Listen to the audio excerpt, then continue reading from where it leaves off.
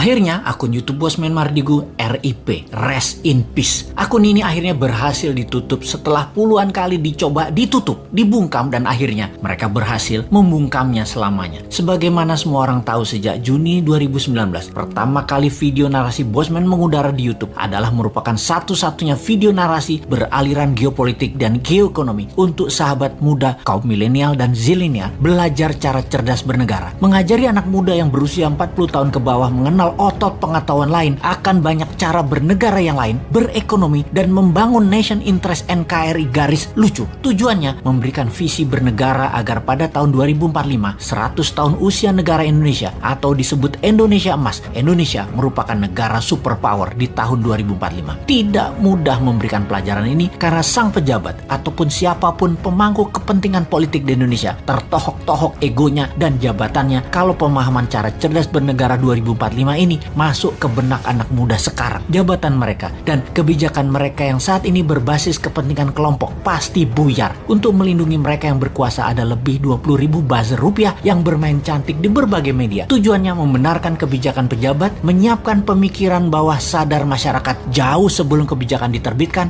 atau bahasa akademinya adalah masyarakat harus di framing sehingga keputusan nantinya terlihat benar, walaupun faktanya menguras sumber daya alam, hutang negara bertumpuk, kekayaan negara berputar di elitis, dan tetap harus terlihat benar kebijakan itu. Kembali ke YouTube Bosman, maka cara menyerangnya adalah dengan komplain atau membuat laporan ke YouTube bahwa video-video channel Bosman menyalahi konsensus WHO, ada unsur porno, ada hoax, disinformasi, menghasut, dan banyak hal dilakukan demi video tadi tidak mengudara dan channel ini ditutup. Selama 2 tahun ada 171 juta viewer. Kalau satu orang menonton 10 video, maka diperkirakan 17 juta manusia Indonesia terpapar video Bosman. Masih kecil dibandingkan 170 juta mata pilih 2024 nanti. Namun masih 3 tahun lagi. Apa yang terjadi kalau video-video ini tidak dibungkam? Jangan-jangan 100 juta orang bisa terpapar. Sekali lagi, bisa 100 miliar viewer video ini tercapai. Bisa 100 juta manusia Indonesia terinform. Maka New Mind menjadi platform bernegara tidak bisa dipungkiri lagi di tahun 2024. Sebuah fakta adalah 20 tahun ini sudah berjalan. 3 tipe aliran pemerintahan yang tidak membuat Indonesia menjadi negara superpower mau berkuasa lagi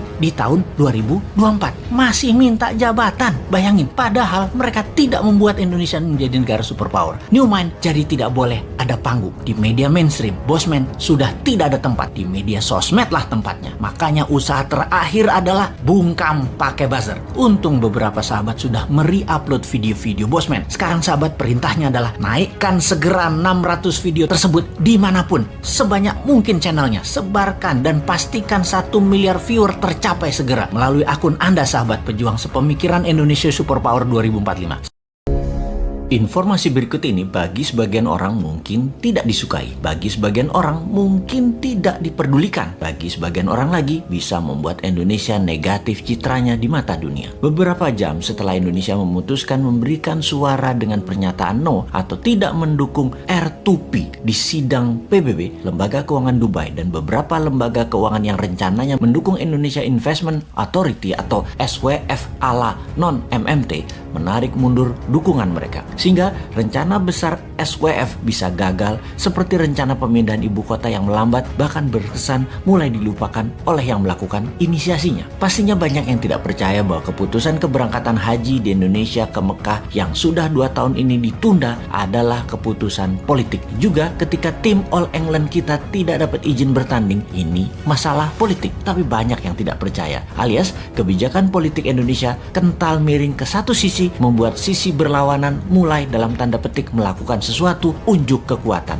Akhirnya hanya Tiongkok yang BUMN-nya mau bekerja sama dengan BUMN Indonesia. Hanya vaksin Tiongkok yang besar jumlahnya yang mau disediakan untuk Indonesia. Adakah informasi sekilas ini ada benarnya atau praduga? Tak ada alasan seperti info yang disampaikan para buzzer bayaran ahli pecah belah bangsa ini. Apa itu R2P yang dijawab oleh Indonesia no dengan alasan yang mengada-ngada. Lebih tepatnya maksa alias vote no-nya biar berkesan tidak membela kakak tertua Indonesia saat ini yang bernama Tiongkok. R2P adalah Resolusi Responsibility to Protect, yaitu Indonesia menolak untuk bertanggung jawab melindungi dan mencegah genosida, kejahatan perang, pembantaian etnis etnis, dan kejahatan terhadap kemanusiaan. Kalau disederhanakan, Indonesia itu mendukung genocide, mendukung kejahatan perang, mendukung kejahatan etnis, dan mendukung kejahatan terhadap kemanusiaan. Namun, pinternya dibungkus dengan pernyataan resolusi itu salah prosedur, yang ketika ditanya prosedur mana atau apa prosedur yang benar versi pemerintah Indonesia, nggak bisa jawab juga. Sudahlah, Anda pejabat itu membela kejahatan perang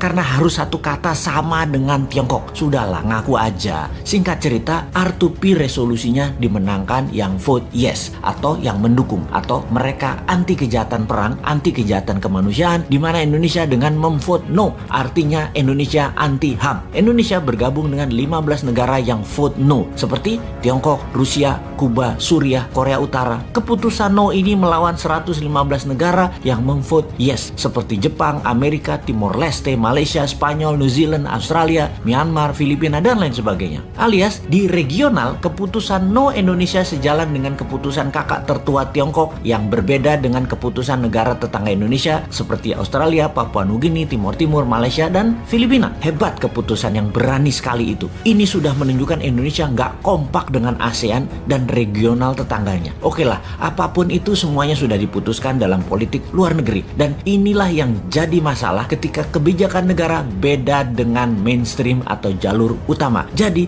berhaji dilarang, mudah-mudahan bukan pesanan Amerika ke Saudi ya. Benar-benar mudah-mudahan karena alasan lain. Seperti apa? Duit hajinya nggak ada misalnya. Kepake sama proyek apa gitu. Ya mudah-mudahan bukan tekanan negara lain. Gawat soalnya kalau itu artinya. Jadi ketika banyak negara tarik diri, tidak kasih investasi ke proyek Indonesia, bukan karena tekanan negara superpower, tapi memang proyek investasinya tidak menguntungkan. Atau bunga pinjaman IMF yang rata-rata negara lain dapat 4%-an, Indonesia 2% lebih mahal, sekitar 6%-an. Sehingga bunga pinjaman yang dibebankan ke APBN hampir senilai 290 triliun ini karena tingginya bunga pinjaman. Sekali lagi, bunga lebih tinggi bukan pesanan negara superpower. Mudah-mudahan ya, karena Indonesia nggak menarik. Efek Indonesia menolak atau vote no Indonesia dalam UN Watch dimasukkan sebagai daftar negara memalukan atau list of shame country. Juga Amnesty International menyayangkan keputusan Indonesia ini, bahkan banyak yang menyarankan mending abstain sekalian ketimbang menolak no. Ya sudahlah, semoga semua selamat dan semoga tetap banyak yang tidak peduli dengan hal-hal seperti begini. Teruslah menjual diri untuk 2024 walau tanpa konsep bernegara. Silahkan membangun model populer dan terlihat suci. Toh rakyat sama seperti Bosman ini, bodoh semua. Jadi wahai rakyat, tetaplah rebahan, tetaplah tidak peduli, tetaplah tidak bermanfaat, dan tetaplah menjadi beban APBN.